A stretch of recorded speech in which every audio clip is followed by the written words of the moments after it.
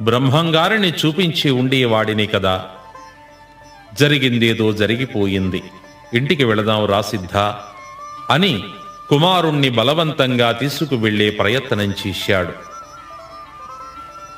తండ్రి చేతిని విడిపించుకొని బిరబిరా బ్రహ్మంగారి వద్దకు వచ్చేశాడు.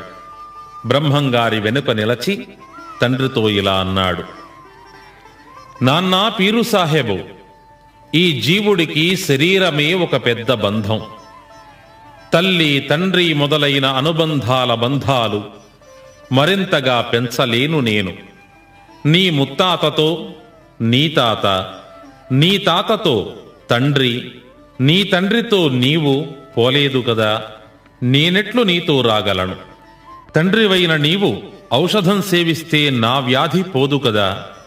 అలాగే నేను భోజనం చేస్తే నీ ఆకలి తీరదు గదా.